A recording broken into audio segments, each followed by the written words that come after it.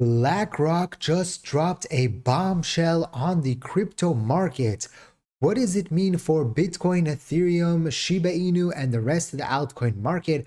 Plus, are Ethereum ETFs going to be approved soon? Or is this going to be delayed and delayed and delayed? We're going to talk about that. The rumors are swirling both ways. What will happen? We'll talk about that. All I ask is that you give me a beautiful smile, smash that like button, and let's get into it. So the crypto market is selling off today, coming into tomorrow with the Fed meeting. We are seeing in general the total crypto market is down 7.5% today. We are seeing bleeding all across the board. I'm not freaking out about this. This is something that is normal prior to Fed meeting. Although people in the comment section will criticize and say, who cares, right? Well, a lot of people care because we are seeing sell-offs, right? And it will affect many Americans, right? And most of you watching this channel are from the US, because if interest rates stay high, your payments stay high, right? And so that's going to be very important, and big money will be affected, of course, by that. But interestingly, it's been reported in the last few hours that BlackRock has decided to tokenize their BlackRock USD Institutional Digital Liquidity Fund into 100 shares on a Ethereum ERC20 contract. Now, this is very interesting, right?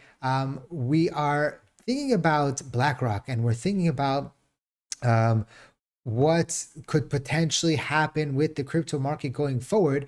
There's an update here that the fund was seeded with 100 million in USDC stablecoin on the Ethereum network. Top holding is JP Morgan with $2 billion of this fund. And so we look at this and we look at what has happened with Bitcoin, with the crypto market in the past. Basically, since the news came out about the Bitcoin ETF, right, that BlackRock was joining the party, it was around here when Bitcoin was at 26,000. So since then, we've seen almost a 3x movement since then, and the crypto market has, of course, rejoiced in this possibility of the Bitcoin ETFs, which of course came to us in January, and we saw a new all-time high prior to Bitcoin halving, which had never happened before. And now we're seeing BlackRock double down on crypto, right? There, you'll still have the people that will say, well, why do you need Bitcoin? Why do you need crypto in general? It's a scam and all that. They'll say, right, that, you know, it's only works because you find another sucker to buy to buy it from you, right? Well, that's how every single market works. That's how the stock market works. That's how the gold market works. That has futures work. That's how everything works, right? Always somebody is gonna win the trade, right, with quotation marks, and someone's going to lose the trade. Even sometimes when I buy, I could be buying from someone that's down on their position or someone that's up on their position. I don't know, right? And also people talking about the volatility of the crypto market. Well, many countries around the world have massive inflation, right? So you could say that about fiat in, let's say, 10% of the countries currently, just on my fingers, right? Turkey, Venezuela, Lebanon, Egypt, Argentina, right? 5 countries just from the top of my head just now that have had massive inflation, and there's more, right? Have had massive inflation in the past few years. And so this is something that we need cryptocurrency, right? And so we're seeing BlackRock join the party, of course, and Fidelity after them, and others and others and others coming and warming up to the cryptocurrency market. And when we see them do things like this, it just makes us, hey, they're all in, right? BlackRock is all in on the crypto market, right? But now the question is, right, will there be an Ethereum ETF?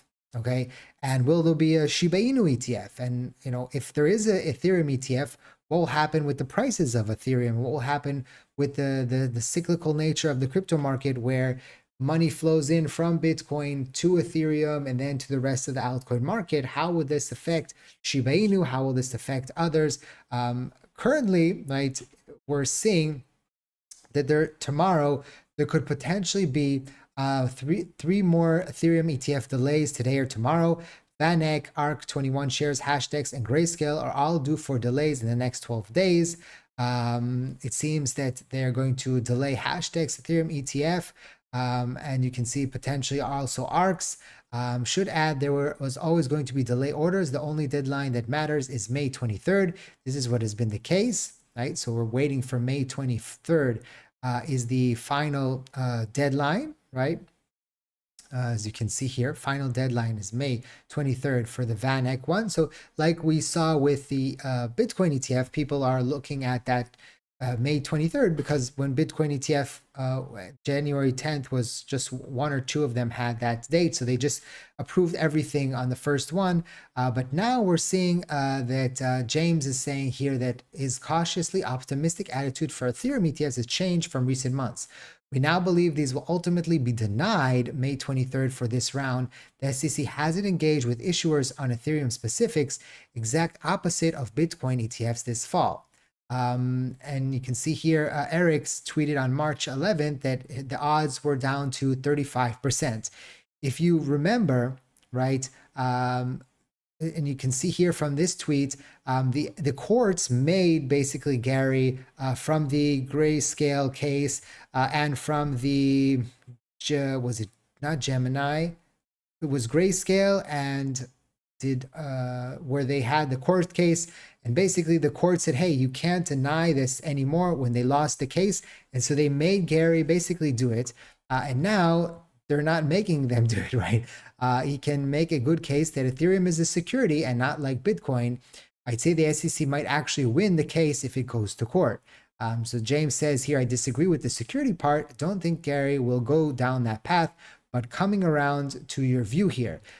But now on the flip side, we're seeing tweets come out from, you could call influencers on crypto Twitter. You know, Ash Crypto has 1 million followers, saying rumor Ethereum spot ETF will get approved in May of 2024. Multiple filings are being updated like it was doing with Bitcoin ETF before it was approved. So we're on the fence here, right? You know, some people could say rumors. Remember that prior to the Bitcoin ETF, there was rumors that it would get declined and it got approved in the end.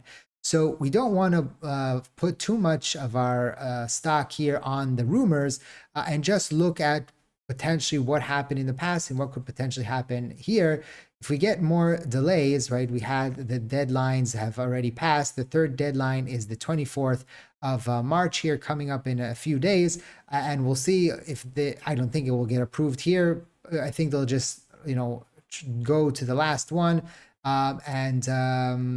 We'll see what happens here with the Ethereum ETF, right? Ethereum had popped up, you know, recently. And of course, after going over 4,000, pulled back, hasn't gotten to its all-time high yet, like Bitcoin did. And, you know, there's been a lot of talk how Solana has surpassed Ethereum on volume of trading, and it has high gas fees. And that is supposed to go down with the recent upgrade, but hasn't too much so far. And now people, you know, if you look at what they did here on the Blackrock tokenizing on Ethereum, so now people are saying, well, now they have a interest to push Ethereum up as well because they're using Ethereum. I don't think that would be necessarily true, but what would be interesting here is how much money would Ethereum ETF bring into the market?